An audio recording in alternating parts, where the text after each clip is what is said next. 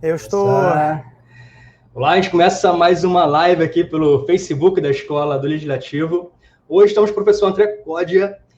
E, professor, já quero te pedir logo que você se apresente aí para o nosso público. Já entrou com 3 minutos de atraso, então vamos otimizar aqui o tempo. Por favor, fale um pouquinho mais sobre você. Bom, Carlos, primeiro, obrigado pelo convite, né? Obrigado por ter me convidado para essa palestra, né? Para essa live. Eu trabalho com neurociência, né? Principalmente com neurociência pedagógica, mas nesse caso aqui no nosso tema de hoje, né? Que a gente vai falar sobre neurociência, é uma coisa um pouco à parte da neurociência pedagógica.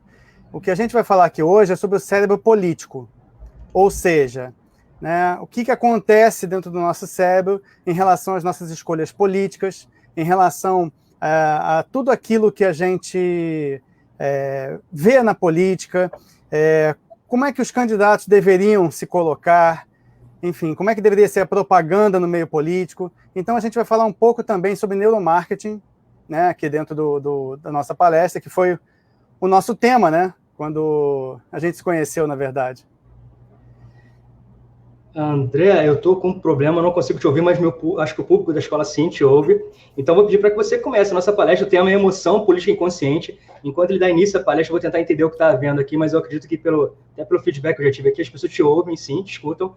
Eu é que não estou conseguindo te ouvir por enquanto ainda, mas, por favor, então, emoção política inconsciente, por favor. Isso. Ok. Eu queria primeiro o feedback para saber se o pessoal está me ouvindo, né?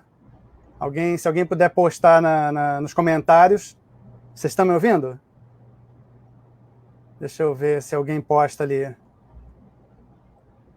nos comentários. Marise ou Natália Abreu, que já comentaram. Sani, você consegue me ouvir? Eu vou falar com você pelo WhatsApp. Só um minutinho aqui, pessoal.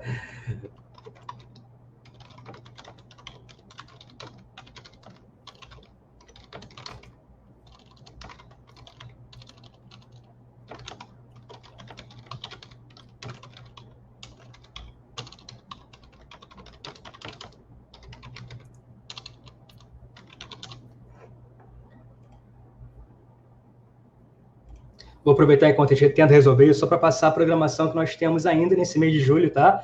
Toda segunda-feira, sempre 3h30 da tarde. Na semana que vem vai ser o curso básico de xadrez. O professor, o convidado, é o Ednilson Rosas, vice-presidente técnico da Federação de Xadrez aqui do estado do Rio de Janeiro. Para fechar, aqui no mês de julho, vai ter o profissional desejado pelo mercado no pós-pandemia. Esse é o tema da palestra do professor Ricardo Machado. Ele é professor, né? E gestor de carreiras, tá bom? Eu vou só... Estão te ouvindo sim, professor, tá? Códia, é só eu mesmo que ainda então, não consegui ok. te ouvir. Por isso que eu peço para você, Beleza. por favor, começar então a dividir seu conteúdo aí com a gente, por favor. Tranquilo. Então, vamos lá, gente. Primeiro, o que a gente vai falar hoje, né? Como é que funciona o nosso cérebro em relação à política? Né? Como é que a gente percebe as questões que são colocadas nos meios políticos? Como é que a gente entende os candidatos, né? E toda essa balbúrdia política que hoje está aí? Então, a gente vai falar um pouquinho sobre isso e vamos ver como é que isso funciona dentro da gente, né? Como é que essas coisas acabam transitando o nosso cérebro e como é que a gente reage a todas as questões que envolvem política, né, o que a gente basicamente vai falar aqui. E eu vou começar falando sobre um político que não é brasileiro. Na verdade, eu vou evitar falar de políticos brasileiros, né, para não gerar nenhum tipo de comentário positivo ou negativo. Então, eu vou falar de político americano, né, um ex-presidente dos Estados Unidos, Barack Obama, em que ele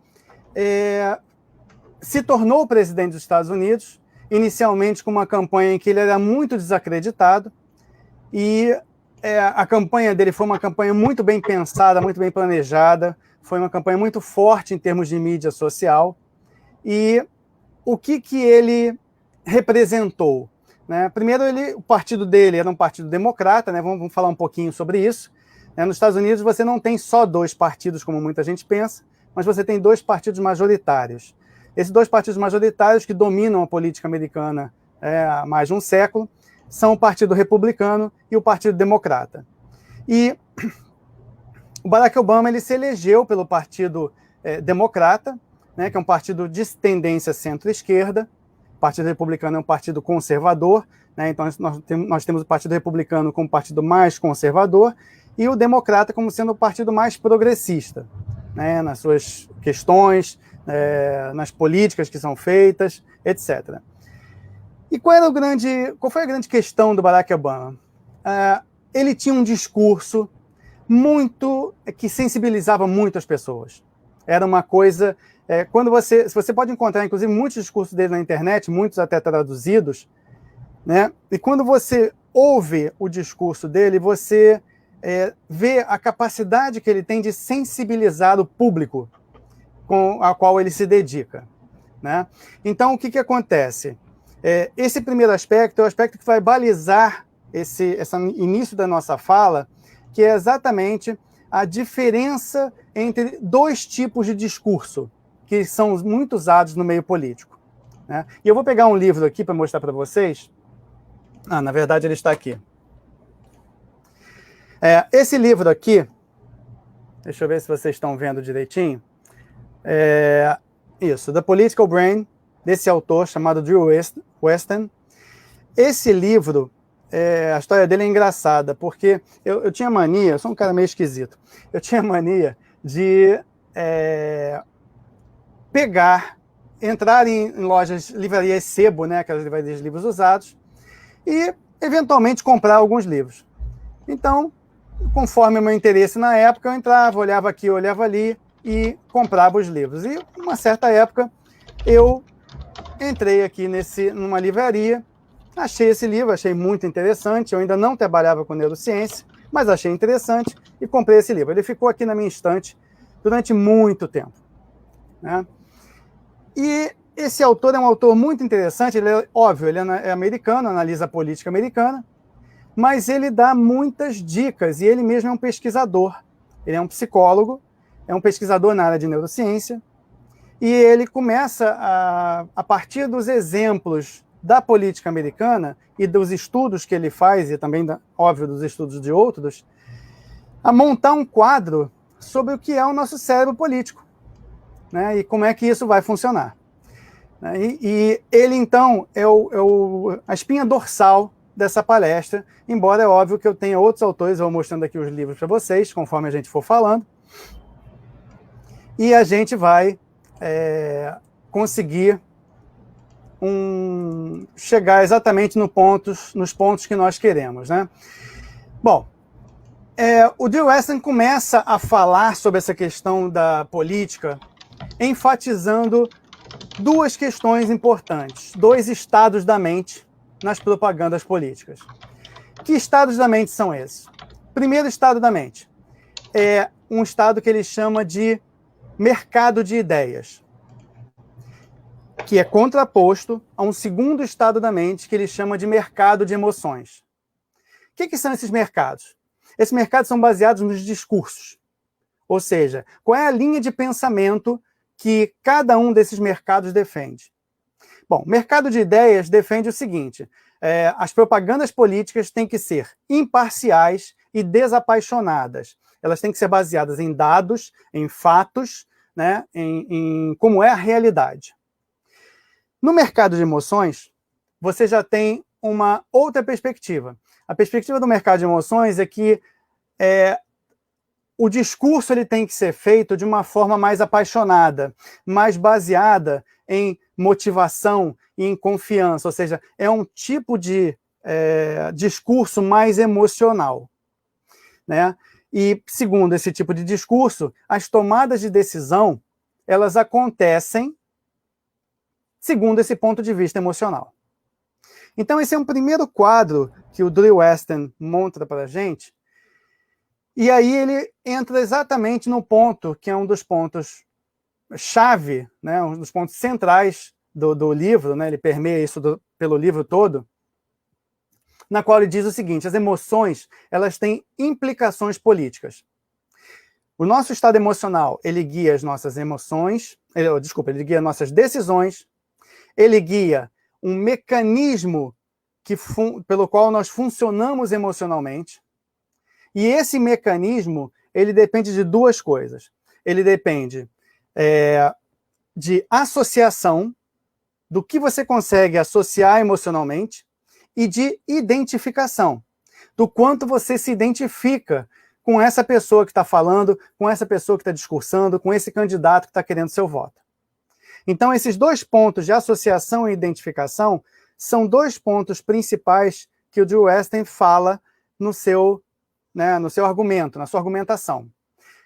Para que eu possa emocionar o meu eleitor, eu preciso ter a capacidade de vincular as ideias emocionalmente através de associações, criando uma identificação entre o projeto que eu defendo e o que o eleitor está querendo.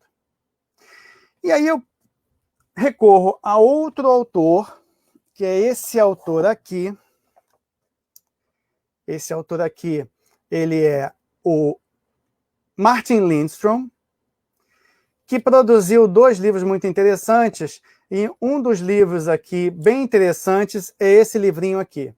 Esse livrinho aqui é A Lógica do Consumo, e é um livro de neuromarketing, que é uma outra área da neurociência que lida diretamente com o marketing. Esse aqui é um dos autores mais conhecidos nessa área, bastante aplaudido, também bastante criticado, mas é um pesquisador também que adentrou no campo da neurociência para provar que o marketing era muito mais do que simples pesquisas de opinião.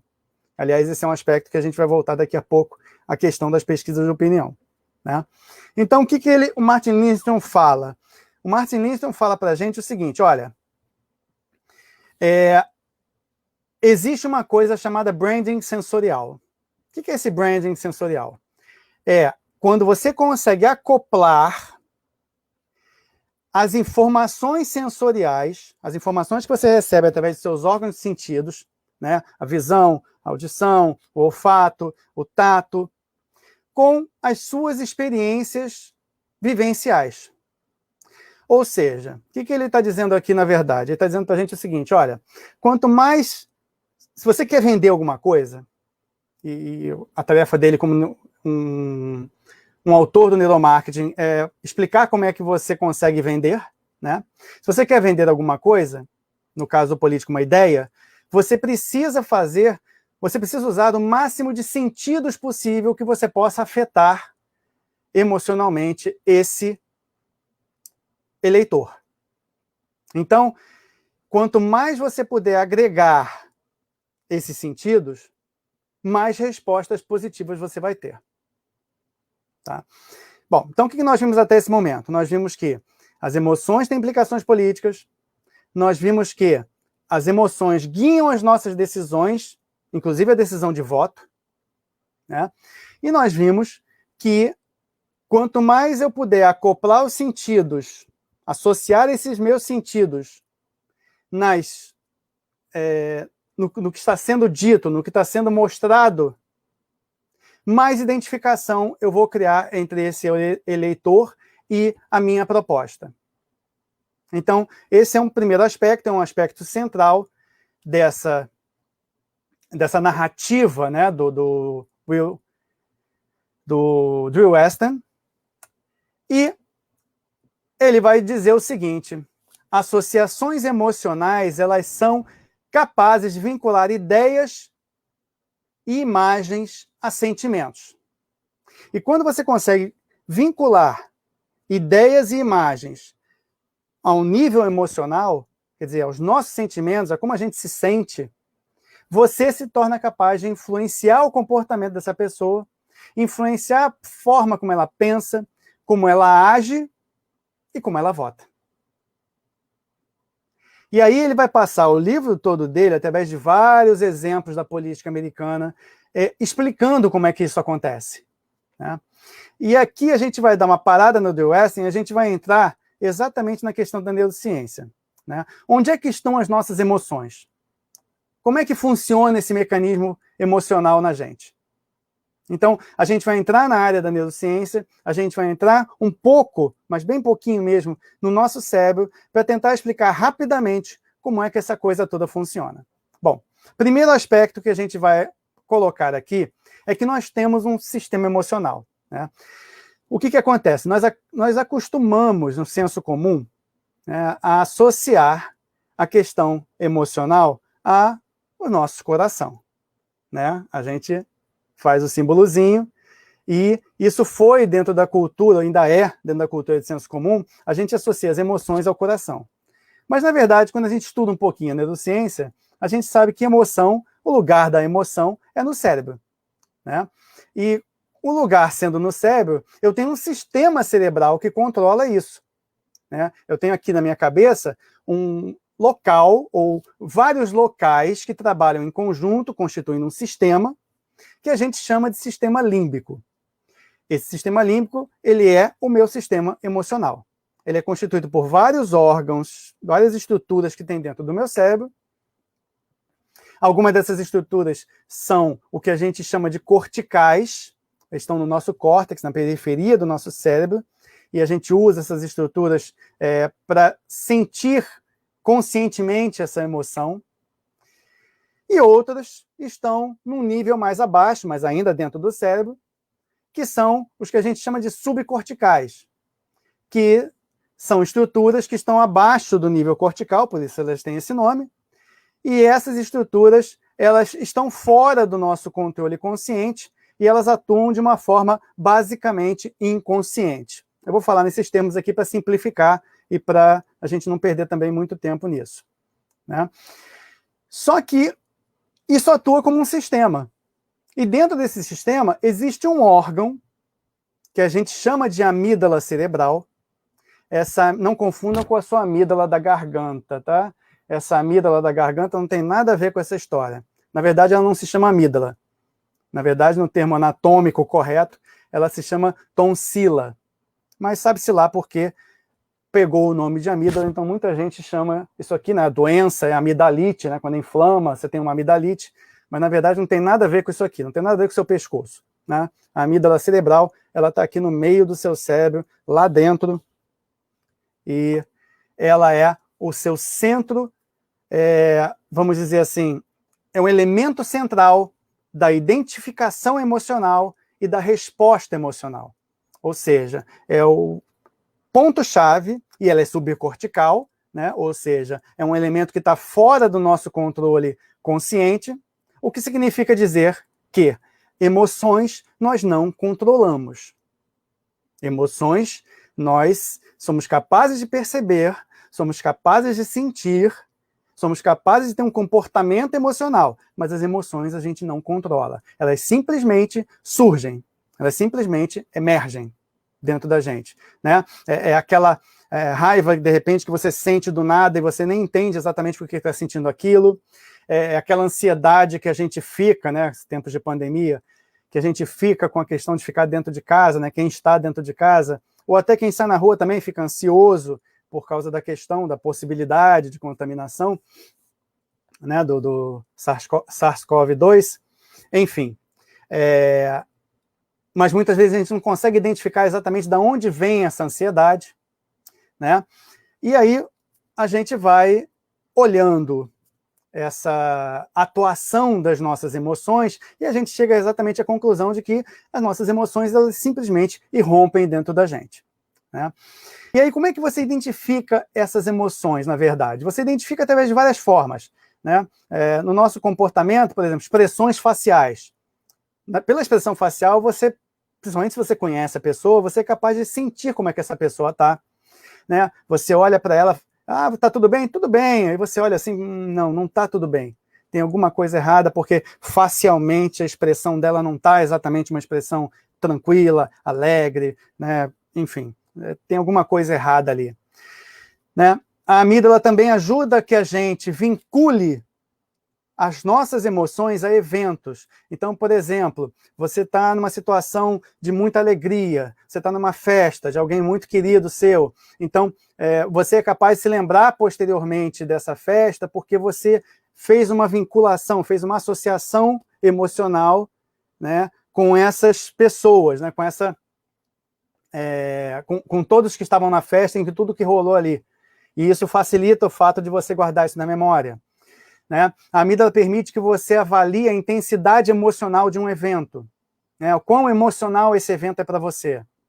E também vincula sentimentos de medo e de ansiedade a esses eventos, né? Nem tudo é agradável, nem tudo é bom quando a gente fala de emoções. Então, ela também vincula essas emoções não muito agradáveis a eventos de forma que, por exemplo, traumas são coisas de que a gente dificilmente se esquece, né? Então, a amígdala cerebral e esse sistema límbico da qual a amígdala faz parte é o nosso sistema que fala exatamente sobre as nossas emoções. Bom, como eu disse aqui para vocês, muita coisa do que a gente fala sobre as emoções e do que a gente sente sobre as emoções, muita coisa se processa num nível não consciente, que a gente chama de inconsciente, né, exatamente por não ser consciente. E nesse nível, a maior parte do nosso comportamento emocional tem a sua base. Ou seja, nós somos menos emocionais conscientemente e mais emocionais inconscientemente. Né? Se a gente fosse fazer uma balança desse tipo, né? Tem muita coisa que surge emocionalmente dentro da gente que a gente não é capaz de se dar conta, que a gente muitas vezes não é capaz de lidar, né? E isso se processa nos mais variados ambientes. Muito bem. Quem fala muito bem sobre isso é um outro autor, é esse cara aqui, ó. Ele se chama Leonard Mlodinov, né? Mlodinow, que seria por causa do W, mas é Mlodinov que se fala. Então, o Leonard Mlodinov tem 3 livros. Um dos livros que a gente mais vê aqui é esse livro chamado Subliminar. É um livro bastante legal de você ler. Ele é um autor muito agradável, tem uma escrita muito agradável. E esse livro Subliminar, ele trata basicamente sobre várias questões que são relacionadas a tudo que se processa no nosso nível inconsciente, né? E tudo que se processa no nosso nível inconsciente forma dentro da gente o que ele chama de pontos de referência implícitos. O que é isso? É um fluxo de pensamentos e de percepções e de sentimentos que são inconscientes, ou seja, que se processa dentro da gente, mas a gente não tem controle sobre eles.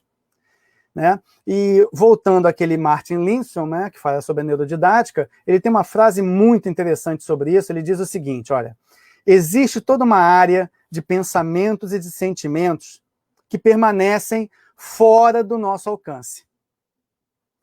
Ou seja, tem todo um processamento que ocorre dentro da gente que a gente não tem acesso. Né? Muitas vezes, para a gente acessar isso, para tornar isso consciente, a gente precisa da ajuda de um terapeuta. Né? Porque esse tipo de coisa interfere no nosso comportamento, mas a gente não tem acesso direto a ele, não sabe como trabalhá-lo. Né? E isso acontece na nossa... em todo o nosso comportamento emocional, isso acontece. Né? Isso acontece de formas, inclusive, que a gente não tem sequer noção. E voltando ao tema da questão das propagandas eleitorais, né, do que é feito em termos de propaganda eleitoral, existe uma coisa que é muito usada em propaganda até hoje, né, e não é muito falado, mas é muito utilizado, que são os chamados estímulos subliminares. E outra pessoa que fala sobre isso também, né, o Martin Lindstrom fala bastante sobre isso, até porque ele é da área do neuromarketing, são aquelas pequenas propagandas são colocadas dentro de filmes de uma forma tão sutil, por exemplo, né, falando assim de filmes, que você conscientemente não se percebe. Veja bem, eu não estou falando daquela coisa meio grosseira que às vezes a gente vê em novelas, em propagandas não, em séries, né? Aquela coisa meio grosseira da pessoa estar num bar, por exemplo, aí é colocada uma garrafa com um rótulo na cara da câmera, mostrando lá a marca daquela bebida, né? Enfim, eu não estou falando disso. Isso é uma coisa mais... Ela é bem consciente. né? Eu estou falando de algo bem mais sutil, que muitas vezes você não consegue perceber, mesmo que você veja o filme várias vezes, porque aquela coisa é colocada muito rapidamente ou de uma forma muito escondida, que aí é que está o lance. Você conscientemente não percebe, mas os seus sentidos captam aquilo e aquilo entra no seu subconsciente e fica lá meio que direcionando e influenciando aquilo que você compra. Chama-se estilo subliminar. Ele é subliminar exatamente porque ele está abaixo do limiar da consciência, né? E esses estímulos subliminares têm de diversas formas. Por exemplo, como é que isso é usado na propaganda política? Isso é usado através dos cartazes com os políticos sorridentes, né, em determinados ângulos previamente estudados, né, que querem passar uma mensagem de leveza, de ser agradável, né? A música que permeia a propaganda política, né? A música que está por trás, aquela música é pensada para você ficar emocionalmente conectado. Música é uma coisa que conecta muito, né? Emocionalmente conectada ao candidato.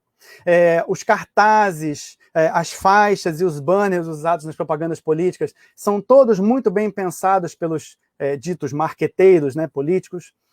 As cores que são colocadas nesses cartazes, né, fora a questão das cores dos partidos, as cores que são utilizadas para provocar a reação certa dentro de você, né? A gente pode não perceber muitas vezes, mas as cores influenciam o nosso comportamento, influenciam a nossa perspectiva. E aí, ainda dentro da questão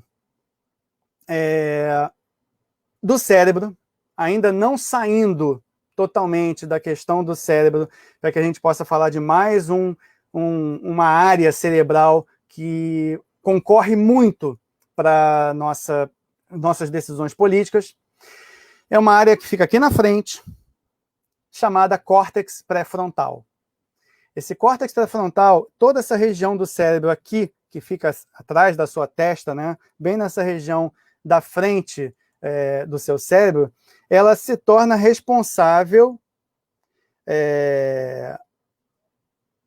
por fazer uma coisa, né, pelos nossos pensamentos, pelas nossas...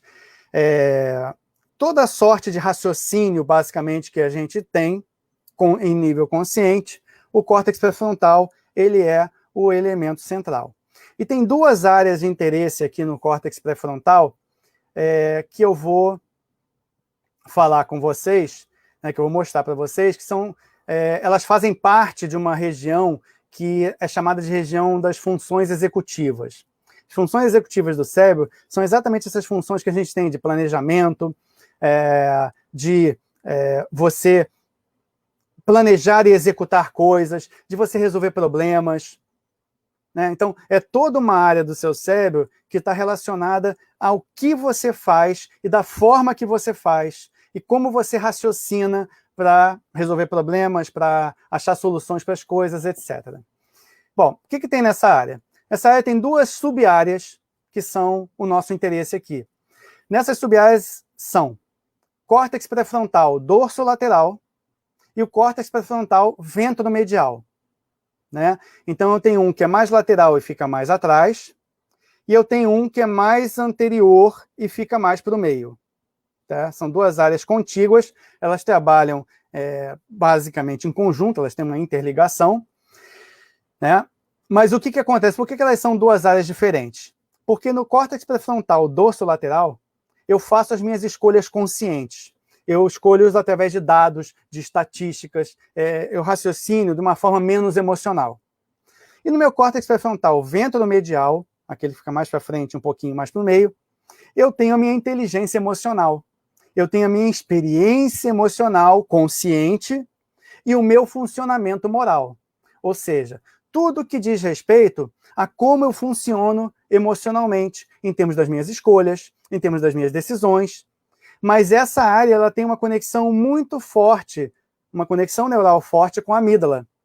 Então, ela tem a conexão com o sistema límbico, né? O Leonard Modilinov, né? Vocês perguntaram o nome, eu vou mostrar de novo o livro dele aqui, ó, já que vocês perguntaram. Leonard Modlinov, que escreveu esse livro, ele diz o seguinte sobre essa área do córtex pré-frontal ventro-medial. É a sede das sensações cálidas e aconchegantes. Ou seja, a sede das sensações tudo de bom que a gente tem. Ok? Tá aqui o nome dele aqui para vocês. E aí, gente, o que acontece? Bom, então eu já vi que eu tenho áreas subcorticais e áreas corticais, né? Que levam esse nível emocional para um nível consciente, e as subcorticais trabalham as minhas emoções no nível inconsciente. Né? E o nosso cérebro subliminar, o que ele faz? Né? O que está por trás desse meu pensamento emocional consciente?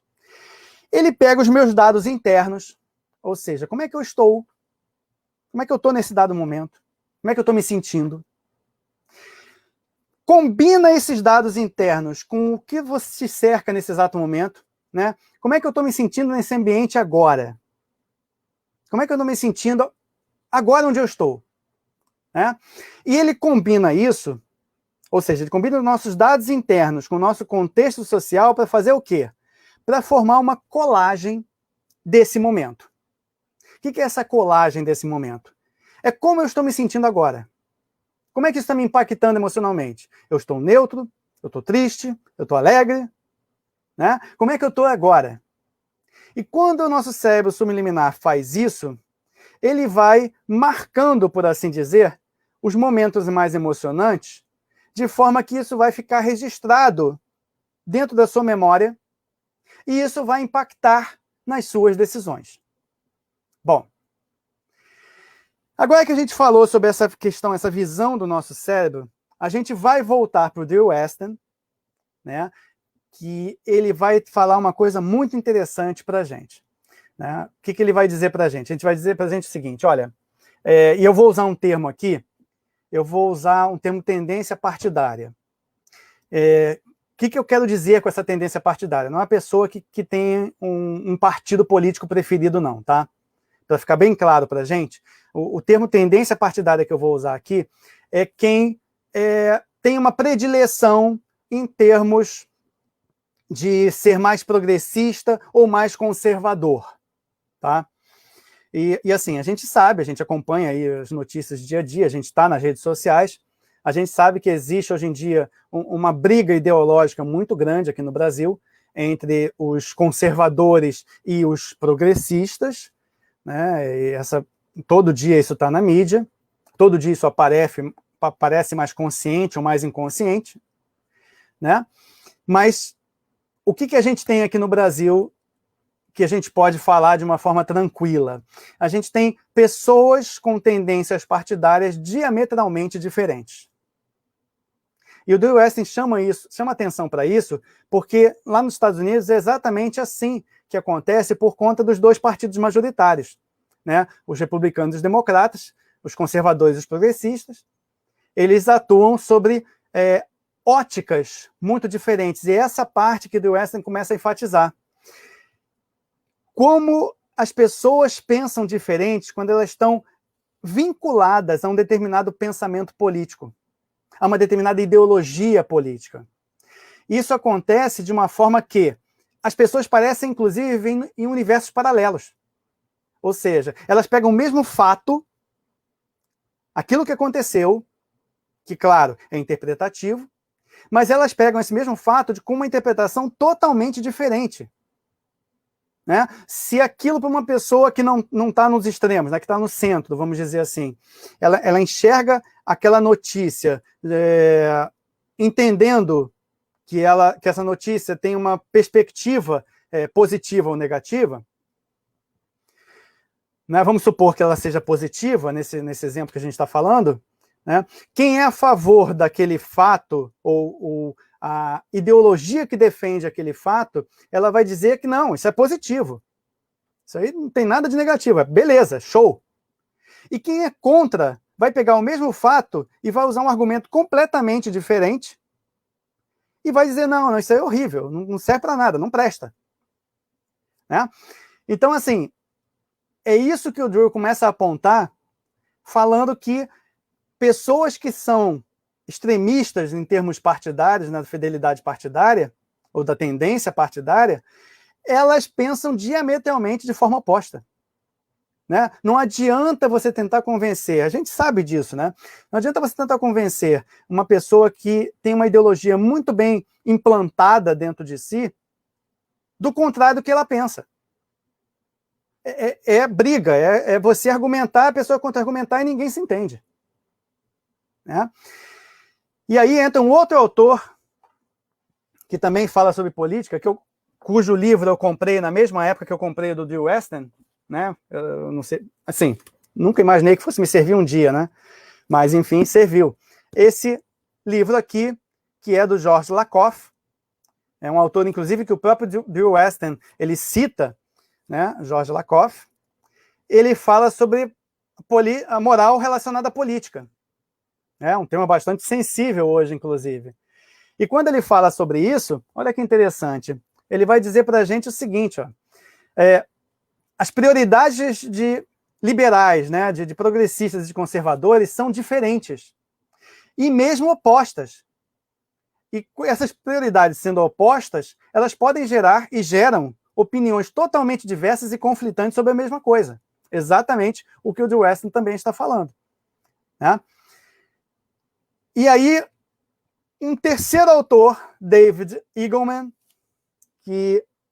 Cadê ele? Cadê o livro dele? Ué, eu não separei? Mas não separei. Deixa eu ver se eu consigo achar aqui rapidinho. Não. Bom, o David Eagleman, ele fala o seguinte, o que é percepção?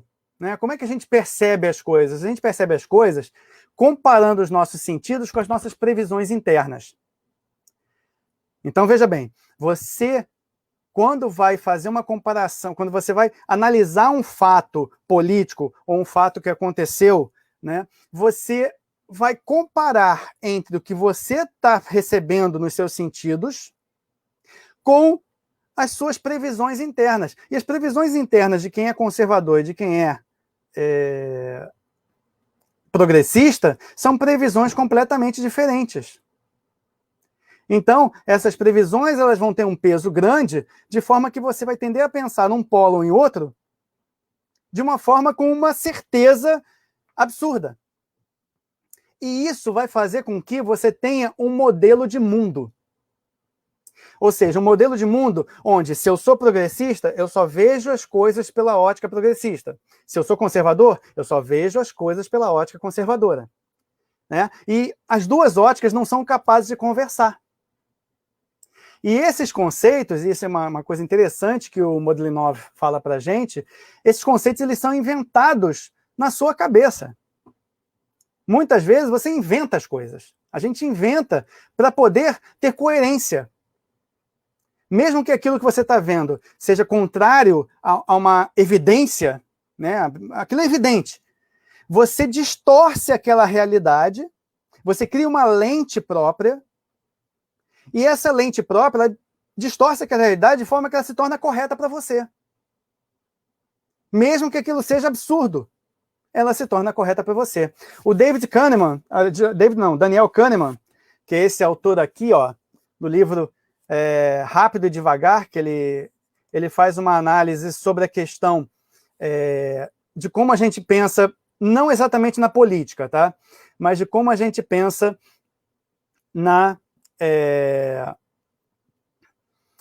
no meio comercial, por assim dizer, mas serve para o que a gente está falando. Né? Nesse livro aqui, ele vai dizer para a gente o seguinte, olha que interessante.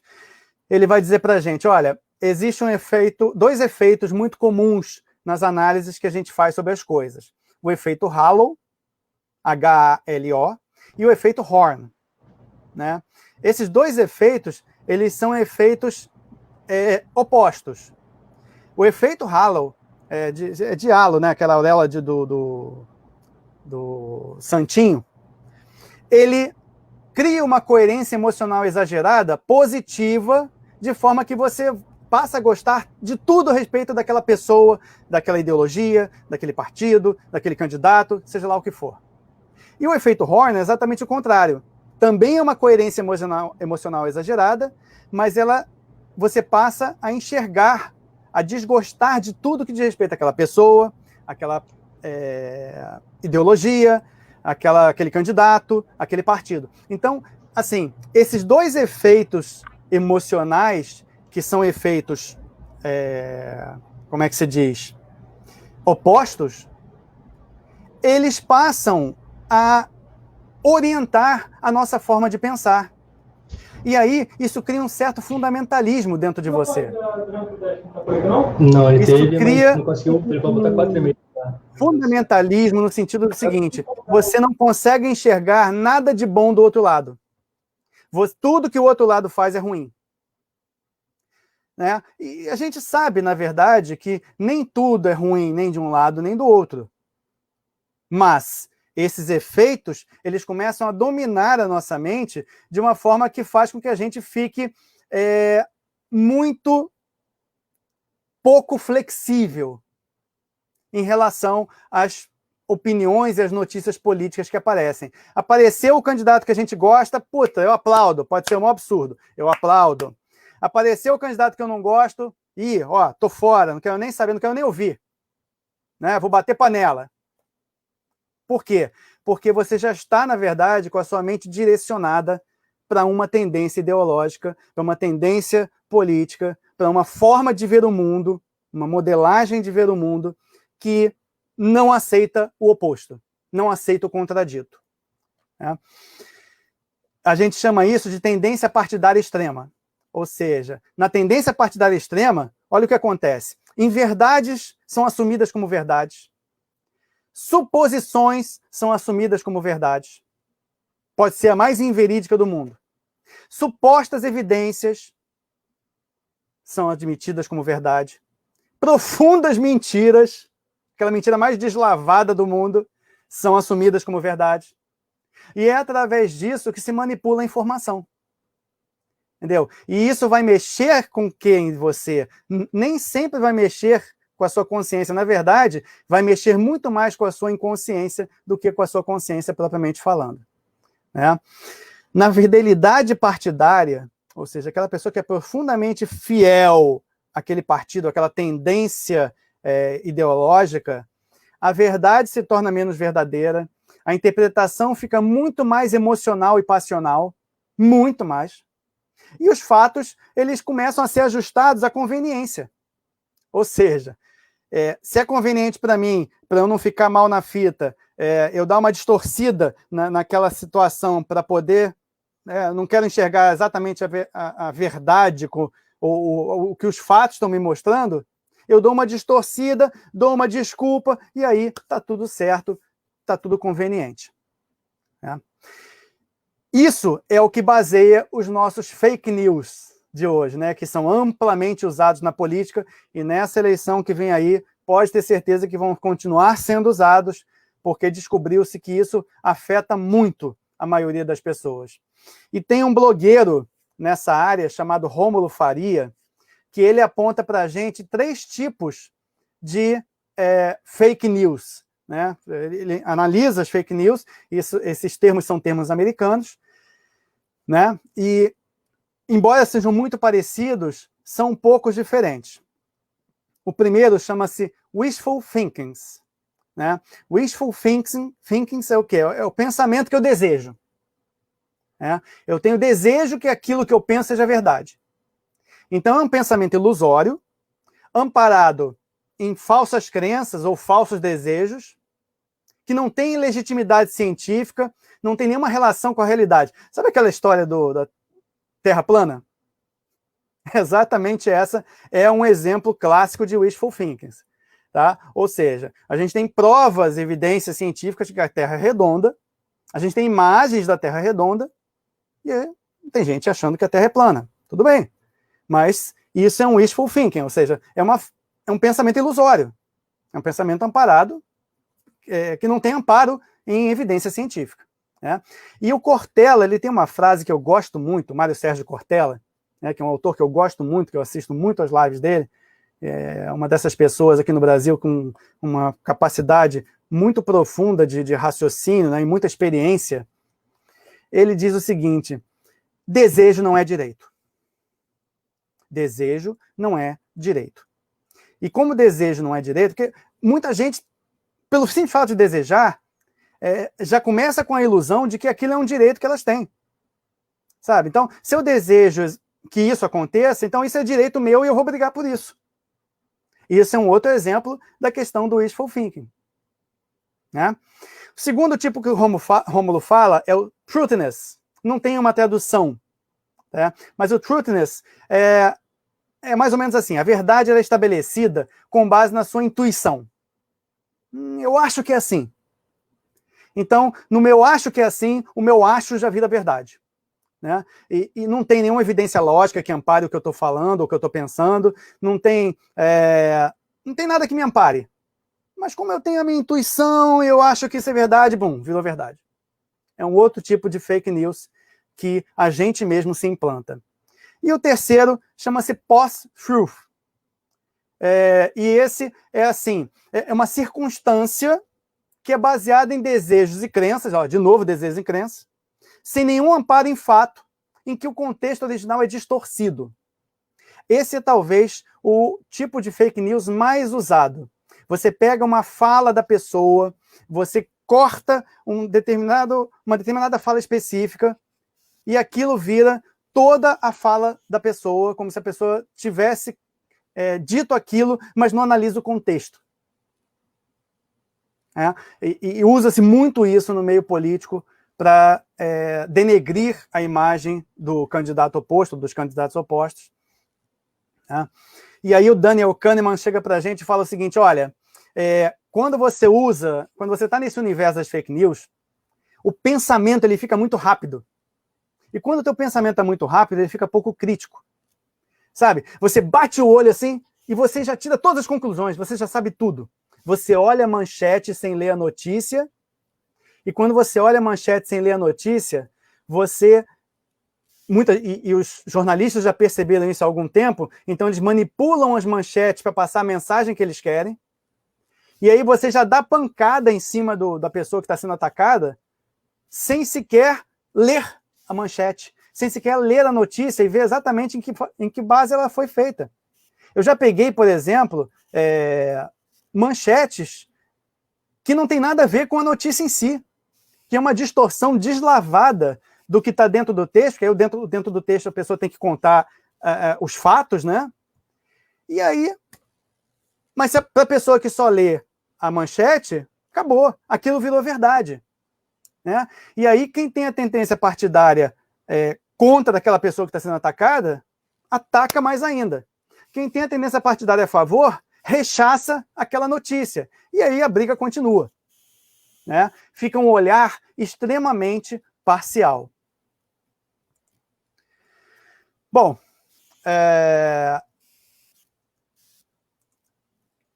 conclusões, né? Como é que a gente pode, então, dar um fechamento nessa live? O tempo daqui a pouco já vai acabar. Eu ainda tenho algumas coisinhas para falar para vocês.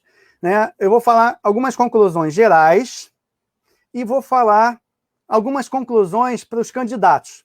Né? A gente não sabe quando vai ser a eleição, se ela vai ser postergada ou se ela vai ocorrer ainda esse ano, mas, ainda assim, os candidatos já estão aí fazendo suas plataformas, já estão planejando, né? E eu vou falar um pouquinho para eles também, que são algumas questões que você tem que ter um olhar dentro do seu planejamento de candidatura. Né?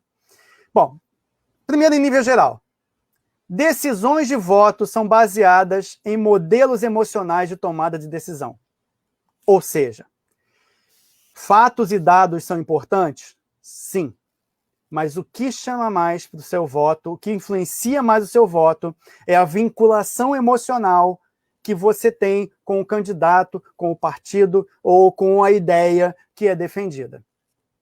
Né? Então, através das associações corretas, né, e principalmente através da nossa inconsciência, nós nos vinculamos àquele candidato, àquela perspectiva, àquele projeto, e eles acabam influenciando diretamente as nossas tomadas de decisão.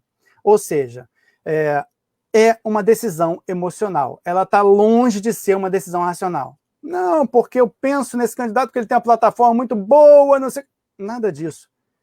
O que influencia com um grande peso é o quão vinculado emocionalmente você está com aquele candidato. Tanto assim é que as pessoas que têm já um candidato preferido, vamos dizer assim, ou um partido preferido, elas não mudam. Quem que os partidos correm atrás? Quem que as campanhas correm atrás? Dos indecisos. Porque quem já está num polo, já está no outro, já se sabe que não vai mudar a opinião. Já está no extremismo. Né? Já estão com a cabeça formada. Então, quem vai mudar? Quem pode mudar? Quem pode fazer diferença? Exatamente os indecisos. Né? Segundo, conclusões sentimentais e não racionais vão determinar quais pensamentos serão conscientes, ou seja, o que vai emergir como pensamento consciente a respeito daquele candidato, né, de quem eu vou dar meu voto, quanto tempo eu vou gastar com esse pensamento, né? Quanto tempo eu vou gastar da minha vida pensando nisso e trabalhando em cima disso, até para convencer outras pessoas, por exemplo, e quanto eu vou criticar esses pensamentos de forma mais ou menos parcial. Ou seja, e essa para mim é a parte mais importante. Né? A gente deveria sempre ter em mente uma certa, embora a gente tenha as predileções, claro, embora a gente tenha as ideologias, claro, mas a gente sempre deveria ter a mente aberta para não ler o outro sempre de forma negativa. Por quê? Porque quando a gente faz isso, a gente polariza, a gente fica parcial. E quando a gente fica parcial, é perigoso. Né? Todo extremismo é perigoso, todo fundamentalismo é perigoso. Né? É importante a gente ter a mente lúcida, o mais lúcida possível, para que a gente possa pensar autonomamente, realmente. Né? Ver o que o nosso candidato tem de bom, mas ver também o que ele tem de ruim. Entender o que o outro candidato tem de bom, entender o que o outro candidato tem de ruim. Né? Esse deveria ser a nossa perspectiva, mas enquanto a gente estiver sentimentalmente preso a uma ideologia, uma forma de pensar, isso não vai acontecer. Fidelidade partidária muito bem consolidada pode causar distorção cognitiva. Ou seja, ela distorce a verdade, ela torna a verdade conveniente, ela nos torna muito complacentes com os políticos que nem sempre deveriam ter tanta complacência, né? Com fatos graves que acontecem e que a gente muitas vezes defende. Então, assim, qual é a questão? A questão é a gente sempre ter um ponto de vista lúcido, orientado, sabe, a respeito de quem a gente vai dar o nosso voto, né? Que é um voto, que é algo importante, que é algo que decide os destinos e as políticas. Bom, para os candidatos, lógico que todo candidato tem marqueteiros, tem pessoas muito experientes, já muitos anos de estrada, mas eu vou falar sobre o que foi apontado com base nos experimentos, né, que foram feitos nesses livros, e com base em como a gente funciona em termos do nosso cérebro, né, em termos da neurociência. Então, Drew Westen, ele aponta 5 princípios. Princípio 1, se você não sente, não use. Ou seja, se aquilo que você está defendendo, se aquela mensagem que você está querendo passar, você mesmo não sente, você mesmo não sente que ela é poderosa e que ela vai impactar bem para você, não use. Use mais as mensagens emocionais. E esse é o princípio 2. Né? Crie mensagens que você possa impactar emocionalmente. Trabalhe bem o seu discurso. Quando a gente fala, por exemplo, quando eu falo do Barack Obama, assim, é muito bom ouvir o discurso do Barack Obama. É muito bom, independente se você concorda ou não com ele, se você gostava ou não dele, os discursos dele eram muito bem trabalhados.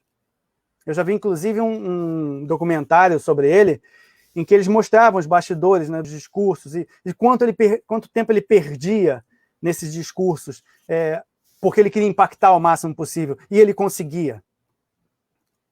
Terceiro, lance a sua mensagem no nível certo. O que significa isso?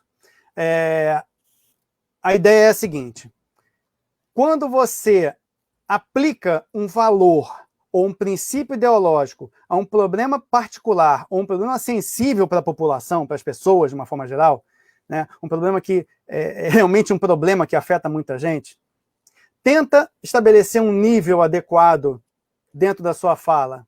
Um nível que não seja nem muito polarizado para um lado, nem muito polarizado para o outro, mas um nível certo, um nível mediano, que você consiga passar a sua mensagem, mas sem ferir muitas suscetibilidades. Quarto item, apele para todo o cérebro. Ou seja, quanto mais você conseguir criar dentro da sua campanha redes de imagens, redes de sons impactantes, redes emocionais, usando música, usando entonação de voz, usando palavras, usando imagens positivas, mais você vai ter resposta para a sua campanha. E quinto, tenha sensibilidade suficiente para saber quando usar estratégias, quando recorrer a dados, dados são importantes, né? E, especialmente, saber quando você deve atentar mais para os dados, quando esses dados vão contra a sua intuição. Ou seja, quando o que você pensa está sendo contradito pelos fatos do que está sendo ali mostrado, tenha sensibilidade para você reconhecer e talvez estabelecer uma mudança de rumo. Tá? Esses são 5 pontos apontados por Dale Weston. Mas aí eu vou continuar para a gente fechar. Planejamento, planejamento, planejamento. São as 3 palavras de ordem que você tem que ter. Preste atenção nos detalhes. Detalhes da sua roupa, detalhes da sua aparência em público, detalhes das cores que você usa. Você sabia que o Barack Obama, ele tinha um especialista em gravata? Não é em roupa, não. O cara era especialista em gravatas. Então, o Barack Obama, toda vez que ele ia fazer um discurso, toda vez que ele ia para um evento, o cara estudava o evento, qual era o clima do evento, e ele estabelecia qual gravata que o Barack Obama tinha que usar. Para você ver que nível que chega esse tipo de coisa quando você tem um planejamento de alto nível. Tá? Crie uma marca própria, crie um slogan que crie identificação por associações positivas. Investigue os seus pontos fortes, mas também investigue os seus pontos fracos. Né? Crie um portfólio emocional. Esse portfólio emocional é o quê? É algo equilibrado. Tá? Você tem aspectos positivos, você tem aspectos negativos. Então, os seus adversários vão explorar os aspectos negativos e vão tentar diminuir os seus aspectos positivos. Quanto mais você estiver consciente sobre si próprio, em relação aos 2 extremos, melhor você conduz sua campanha. De forma que você associe mais as emoções, associe mais sua imagem com as emoções positivas do que com as emoções negativas. Tá? Medo vende, mas cuidado ao usar medo em campanha política. Isso pode se voltar contra você. Marketing digital em redes sociais merece um cuidadoso olhar. O Barack Obama venceu com um slogan muito eficiente que não era dele. Ele tirou de uma campanha de um sindicato feito muitos anos antes, e dessa campanha desse sindicato surgiu Yes, We Can. Sim, nós podemos. E esse Yes, We Can tinha uma música por trás, né, cujo refrão era Yes, We Can, né, e virou a palavra de ordem. Isso foi contaminando as pessoas, contaminando todo mundo, e quando se viu, pum, Barack Obama eleito presidente. Né? Preste atenção às forças contrárias. Ou seja, não finja que não existe gente contra você. Existe. Então, estude essas forças contrárias. Veja o que elas podem fazer contra você. Né? Sexto e último, evite o sentimentalismo piegas ou assistencialismo barato. Aquele que é visto que é mal visto pelas pessoas. Tá? Os autores aqui, eles são quase unânimes ao condenar esse tipo de abordagem, certo? Porque isso acaba, muitas vezes, indo contra o que o candidato quer mostrar. E aí eu vou fechar essa nossa fala dizendo o seguinte, e essa fala aqui não é minha, tá? Essa fala é uma fala do Dale Weston, que eu achei muito interessante, eu vou reproduzir para vocês. Você sabe que um bom candidato ou uma boa candidata é boa quando este te faz rir, ou esta, te leva às lágrimas, enuncia seus valores compartilhados de uma forma que te provoca um arrepio na espinha, faz um elogio ou aborda uma tragédia nacional de uma forma que coloca um caroço da sua garganta, quer dizer, quase te faz chorar, critica o outro lado com uma piada afiada, que ela é tão desarmadora que você mal percebe que é mais do que um arranhão, até que você tenha que olhar o curativo. E provoca indignação moral tão poderosa que você, eleitor, quer ir amanhã às urnas. Esse, na perspectiva do Drew Westen, é o bom candidato. E aí ele finaliza. Provocar emoções positivas é o melhor preditor de sucesso de um candidato. É isso, gente. Assim, tive que resumir muita coisa, né? O meu estudo é bem mais amplo do que isso, mas acho que deu para a gente passar o recado. Deu ou não deu, Carlos? André, você consegue me ouvir? Consigo. Eu consigo. Eu passei boa parte da palestra sem conseguir te ouvir direito. Eu até pedi o pessoal da informática da casa vir para dar uma ajuda. Não deu muito certo, mas assim que acabar aqui, eu vou assistir toda a palestra para poder aprender com você. Quero te pedir, eu não sei se você, por não ter te ouvido, eu não sei se você respondeu. Kátia e Márcia pediram para você falar o nome do livro, do autor do livro Subliminar. Subliminar. Respondi. Respondeu, né? Isso. Então, eu te agradecer muito, pedir para você, de novo, falar um pouquinho das suas redes sociais, onde que a gente pode acompanhar mais o seu trabalho e dizer muito obrigado aqui em nome da escola, tá? Muito obrigado mesmo por ter topado dividir um pouquinho do seu conhecimento com o nosso público. Olha, eu agradeço a oportunidade de estar aqui, né? Foi muito bom. Agradeço muito o seu convite. Foi um prazer estar na Escola do Legislativo e estou sempre às ordens. Espero que todos vocês tenham gostado. Para mim foi muito legal falar sobre o cérebro político. Perfeito, André. Obrigado. Então, um grande abraço. Um abraço. Obrigado, gente. Segunda que vem, 3h30, mais uma live aqui no Facebook da escola.